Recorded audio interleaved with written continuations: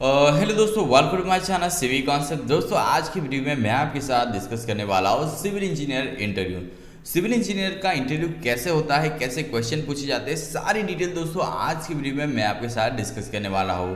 दोस्तों अगर आपने रिसेंटली अपना डिप्लोमा या बैचलर डिग्री कंप्लीट की है और आप एक फ्रेशर सिविल इंजीनियर है तो आपको दोस्तों जरूर कंफ्यूजन होगा कि सिविल इंजीनियर का इंटरव्यू कैसे लिया जाता है, कैसे क्वेश्चन पूछा जाता है, सिविल इंजीनियर का इंटरव्यू है उसके लिए हमें प्रिपेयर कैसे करना है। सारी डिटेल दोस्तों आज की वीडियो में मैं आपको बताने वाला हूँ। उससे पहले दोस्तों अगर आप मेरे चैनल पे नए हो तो मेरे चैनल को सब्सक्राइब जरूर कर दीजिएगा। दोस्तों बेल नोटिफिकेशन जरूर ऑन कीजिए जिससे मेरे लेटेस्ट वीडियो के नोटिफिकेशन आपको मिलते रहे।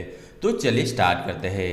तो दोस्तों सबसे पहला अगर आप इंटरव्यू देने गए हैं और आप इंटरव्यू के सामने बैठे हैं तो सबसे पहला क्वेश्चन जो आपको पूछा जा सकता है वो है what is your name and tell me about yourself in brief. इसका मतलब है दोस्तों कि आप अपना नाम बताइए और अपने बारे में थोड़ी सी जानकारी हमें दीजिए। ठीक है, ये थोड़ा फैमिलियर क्वेश्चन हो जिससे आप दोस्तों थोड़े रिलैक्स हो जाओ। तो सबसे जनरली दोस्तों यही क्वेश्चन होता है इंट्रोडक्शन के लिए। तो इसका आंसर आपको पहले से प्रिपेयर करना है क्योंकि ये जो क्वेश्चन है कॉमन होता है, किसी भी इंटरव्यू में ये क्वेश्चन आपको जरूर पूछा जाएगा और ये फर्स्ट क्वेश्चन होगा। तो पहला क्वेश्चन होगा माय नेम इज, पहला क्वेश्चन जो होगा जैसे कि व्हाट इज योर नेम, तो हमें बताना है कि my name is Bhushan Mahajan और जो ब्रीफ डिस्क्रिप्शन है उसमें आपको बोलना है I have just completed my civil engineering graduation with distinction and I have also done the 6 month internship which detail I have given in my resume.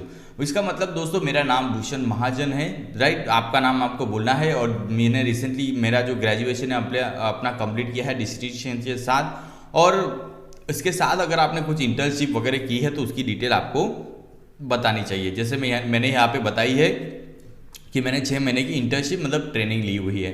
ठीक है, तो ये जो क्वेश्चन इसका आंसर आपको पहले से मतलब तैयार ही करके रखना है अगर यही क्वेश्चन आपको पूछा जाता है। उसके बाद सेकंड क्वेश्चन आते हैं सिविल इंजीनियर रिलेटेड आपको पूछने के स्टार्ट होंगे, जैसे कि generally basic question what are the step involve in the building construction. Building construction में कौन कौन से स्टेप्स इन्वॉल्व होते हैं, तो आपको आंसर देना है there are different steps involve in building construction, जैसे कि कंक्रीट है, मशीनरी वर्क है, plaster, flooring, form work, steel cutting and bending. ऐसे थोड़े आपको एग्जाम्पल के तौर पे जो है आपको वर्क बताने हैं। ठीक है, कंक्रीटिंग हमारा वर्क चलता है, machinery, plastering, flooring, form work, steel cutting, bending, ऐसे सारे स्टेप्स आपको बोलने हैं। बहुत ज़्यादा डिटेल में हमें आंसर नहीं देना है क्योंकि इंटरव्यू जो लेने वाला होता है उसको बहुत ज़्यादा इस बारे में नॉलेज होता है, तो हमें सिर्फ उसको एक आइडिया देना है कि हमें ये सारी चीज़ें पता है। ठीक है, बहुत ज़्यादा लंबा आंसर हमें नहीं देना है। देन आपको थर्ड क्वेश्चन पूछा जा सकता है how do you measure the volume of concrete. Concrete का वॉल्यूम कैसे मेजर किया जाता है, तो आपको बताना है कि कंक्रीट का वॉल्यूम इज जो है volume of concrete is calculated by multiplying its length width and thickness. जो भी कंपोनेंट है, जो भी मेंबर है, उसकी लेंथ विड्थ और थिकनेस को मल्टीप्लाई करके हम कंक्रीट का वॉल्यूम निकाल सकते हैं। तो आपको और पूछेगा तो एक एग्जांपल देके समझाइए, तो आपको एग्जांपल देना है फॉर एग्जांपल कि जो कंक्रीट है उसकी लेंथ 1 मीटर, विड्थ 1 मीटर और हाइट और थिकनेस 1 मीटर है, तो ये जो है 1 metre cube volume of concrete हुआ। ठीक है, तो ऐसा अगर आप आंसर देंगे तो जरूर इंटरव्यूअर जो है आपसे इंप्रेस हो जाएगा। उसके बाद आपको क्वेश्चन पूछा जा सकता है why concrete cover is provided in reinforcement. दोस्तों ये सारा बेसिक क्वेश्चन है कि कंक्रीट का कवर मतलब जो हम कवर प्रोवाइड करते हैं कंक्रीट को वो क्यों प्रोवाइड किया जाता है। तो concrete cover for reinforcement is required to protect the rebar against the corrosion and to provide resistance against the fire. ठीक है दोस्तों, मतलब क्या हुआ कि हमें रीबार को कोरोजन से बचाने के लिए, ठीक है, मॉइस्चर से बचाने के लिए, और दोस्तों अगर आग लग जाती है इनकेस तब स्टील जो है जल्दी डैमेज ना हो, इसके लिए हम क्या करते हैं कंक्रीट को कवर प्रोवाइड करते हैं। ठीक है, तो आपको ऐसे आंसर देना है concrete cover for reinforcement is required to protect the rebar against the corrosion and to provide the resistance against the fire. Simple, बहुत ज़्यादा लंबा आंसर हमें नहीं देना है। देन आप देखेंगे how do you check the level on construction site. Construction site पर लेवल चेक करने के लिए हम कैसे चेक करेंगे या फिर कौन सा इंस्ट्रूमेंट यूज करेंगे, तो आपको आंसर देना है I will check level on construction site by spirit level, dumpy level and levelling pipe. ये 3 ज़्यादातर दोस्तों जो है कंस्ट्रक्शन साइट पे यूज होते हैं। Spirit level brick machinery work में, या फिर जो वॉल है हमारी सीधी है या उसमें कुछ बैंड है वो देखने के लिए। डंपी लेवल से हम लेवल चेक करते हैं। लेवलिंग पाइप से डोर विंडो का जो लेवल है वो जनरली लेबर लोग यूज़ करते हैं। तो ये सारे दोस्तों प्रैक्टिकल क्वेश्चन मैं आपको बता रहा हूँ जो मुझे भी कभी इंटरव्यू में पूछे गए थे। ठीक है। तो उसके बाद नेक्स्ट क्वेश्चन आपको पूछा जा सकता है what is the accuracy of dumpy level and और minimum reading we can take. देखिए जैसे डंपी लेवल का जिक्र आएगा वैसे ही दूसरा क्वेश्चन रेडी हो जाएगा कि डंपी लेवल की एक्यूरेसी क्या है, मतलब उसमें मिनिमम रीडिंग हम कितना ले सकते हैं। तो आपको पता होना है चाहिए with the help of dumpy level we can take up to 5 mm accurate reading और मिनिमम रीडिंग। ठीक है, मतलब क्या है, डंपी लेवल से हम ज़्यादा से ज़्यादा 5 mm की एक्यूरेसी वाला जो है रीडिंग ले सकते हैं। तो वो दोस्तों ये आप सेटिस्फाइड हो जाएंगे इसके आंसर से। तो ये दोस्तों बहुत बेसिक चीज़ है जो आपको पता होनी चाहिए। देन आपको पूछा जा सकता है how do you calculate the weight of 12 mm long and 10 mm dia steel on construction site. अगर कोई स्टील जो है वो उसकी लंबाई 12 मीटर है और डायमीटर 10 mm का है, तो उसकी जो वेट है वो कैसे कैलकुलेट करेंगे। कई बार दोस्तों साइड पे स्टील आते हैं तो हमें क्या करना पड़ता है, उसकी लेंथ और डाया पर से उसका वेट निकालना पड़ता है। तो ये जरूर आना चाहिए। ठीक है, तो it's simple by multiplying the length of steel bar with the unit wait. आपको सिंपल आंसर देना है कि it is by multiplying the length, मतलब 12 मीटर लेंथ क्या है 12 मीटर और उसका with the unit weight of dia, मतलब जो 10 mm है उसका यूनिट वेट मल्टीप्लाई करेंगे। तो यूनिट वेट ऑफ 10 mm बार आपको पता होना चाहिए कि 0.60 kg पर मीटर होता है। मतलब 1 मीटर का 10 mm डाया है तो 1 मीटर का वेट उसका 600 ग्राम मतलब 0.6 kg के करीब होता है। तो weight of steel unit weight multiplied by length करेंगे तो 7.2 kg आ जाएगा, राइट। तो इस तरह से आपको कैलकुलेट करके उनको बता देना है। तो जरूर दोस्तों अगर आप ऐसा आंसर देंगे तो वो इंप्रेस हो जाएंगे आपसे। देन आपको which is the equation use for the calculating the unit weight of steel bar. देखिए तुरंत आपको एक रिलेटेड क्वेश्चन यहाँ पे पूछा जाएगा कि जैसे यूनिट वेट कैलकुलेट करने का कौन सा इक्वेशन है, तो d²/162 वाला इक्वेशन है, उस पर आपको क्वेश्चन पूछा जा सके डी में डी क्या है, तो डी क्या है diameter of steel in mm। ठीक है, डी क्या है diameter of steel in mm आपको बोलना है। तो d²/162 करेंगे तो हमें क्या मिलेगा, स्टील बार का यूनिट वेट मिल जाएगा। ठीक है, देन आपको क्वेश्चन पूछा जा सकता है what is the size of concrete cube.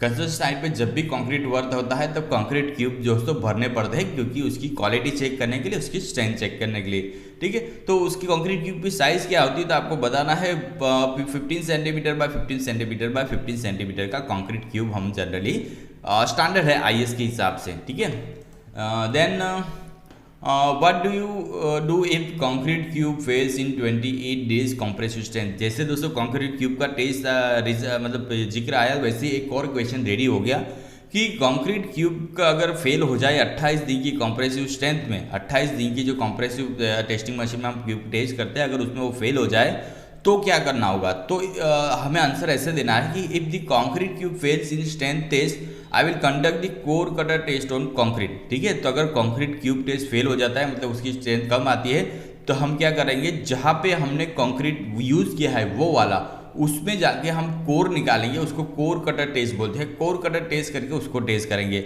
अगर उसका रिपोर्ट भी अगर फेल आता है तो हम क्या करेंगे, उस जो भी रिजल्ट है उसको हायर अथॉरिटी को भेज देंगे, तो वो लोग डिसीजन लेंगे आगे करना क्या है। ठीक है दोस्तों, अगर कोर टेस्ट भी अगर फेल हो जाए, अगर ऐसा क्वेश्चन आपको पूछा जाए तो आपको बोलना है कि तो आप क्या करना पड़ता है, तो हमें जो है वो कंक्रीट जो है तुड़वा देना पड़ता है कि कंक्रीट की स्ट्रेंथ हमें रिक्वायर्ड नहीं मिली। ठीक है, तो ये एक्स्ट्रा टिप्स है, याद रखना।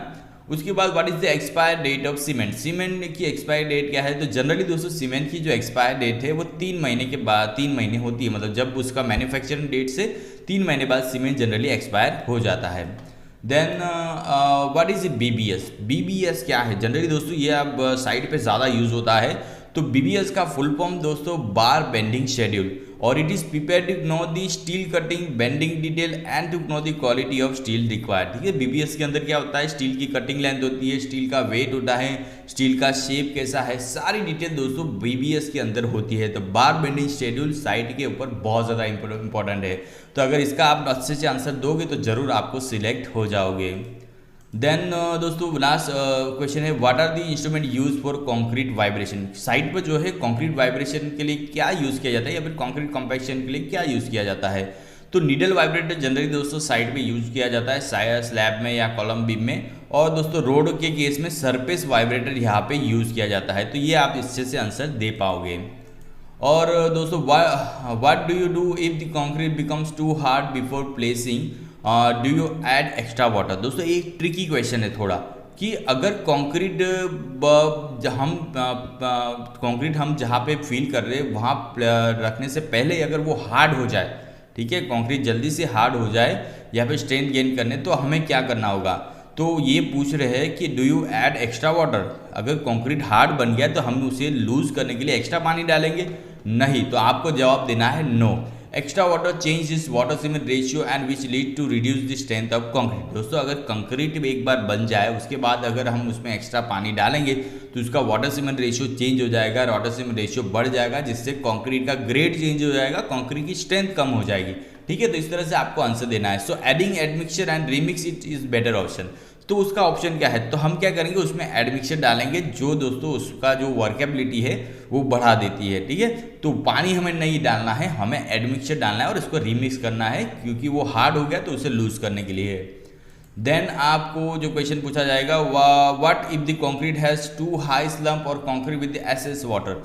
अगर कंक्रीट में बहुत ज़्यादा हाई स्लम्प है, स्लम्प मतलब बहुत ज़्यादा उसमें पानी आ जाए, वाटर सीमेंट रेशियो ज़्यादा हो, तो एसेस वाटर हो, तो क्या कहे। तो in such condition occurs on construction site, ऐसी जो कंडीशन दोस्तों कंस्ट्रक्शन साइट पे ऑकर होती है, तो आपको आंसर देना है I will add extra bag of cement in concrete and remix it for the proper well mix concrete, ठीक है। अभी इसमें अगर पानी ज़्यादा हो जाए तो क्या करना चाहिए, तो पानी ज़्यादा होता है तो हमें एक दो बैग सीमेंट उसके अंदर ऐड करके फिर से उसको मिक्स करना चाहिए, जिससे उसको दोस्तों प्रॉपर जो है स्लम्प वैल्यू आ जाए, ठीक है।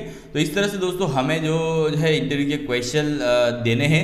अगर आप ऐसे क्वेश्चन देते हैं तो ज़रूर दोस्तों आपका जो इंटरव्यू लेने वाला पर्सन हो आपसे इम्प्रेस हो जाए। और दोस्तों अगर वो आपको बोले कि वेल आई एम इम्प्रेस, तो आपको जवाब देना है थैंक यू।